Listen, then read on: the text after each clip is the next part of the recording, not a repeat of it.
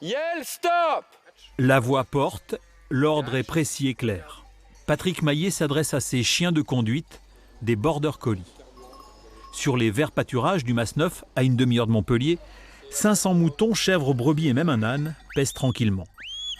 Un domaine public traversé par de nombreux chemins de randonnée et après plus d'un an de confinement, les promeneurs sont nombreux.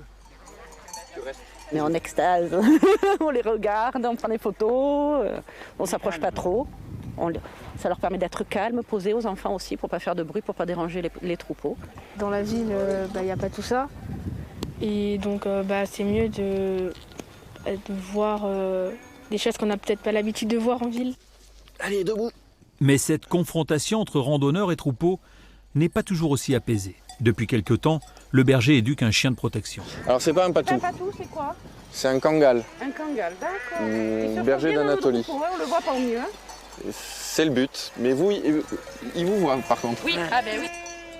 Depuis l'arrivée de ces chiens au sein des troupeaux, il est important d'apprendre au public à respecter quelques règles. Des randonneurs Allez, Pix, viens. passent au loin avec un chien en laisse. Le berger se porte à leur rencontre. Attendez 2 secondes. Bonjour. Dites-moi, est-ce que vous avez vu les panneaux? Oui. Quand vous savez qu'il y a un troupeau dans un secteur, il vaut mieux éviter de prendre le chien.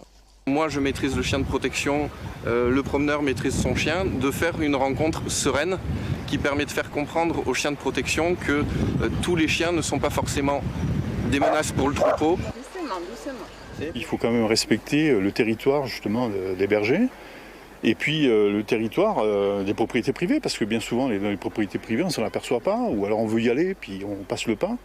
Et je pense que c'est vraiment ce qu'il faut faire, quoi. Il faut vraiment respecter ça. Patrick Maillet va faire de la prévention et un peu d'éducation. Présente ta main, tu te fais sentir, et éventuellement tu vas la caresser. Pas sur la tête. Mettre la main sur la tête, c'est un geste de domination. Et le chien, s'il ne te connaît pas, il peut mal le prendre. Ces journées de rencontres sont là pour apprendre à partager l'espace en bonne intelligence. En temps normal, il vous faudra contourner le troupeau et ne pas déranger le berger dans son travail, sauf si vous avez envie de le saluer pour parler de son métier d'éleveur.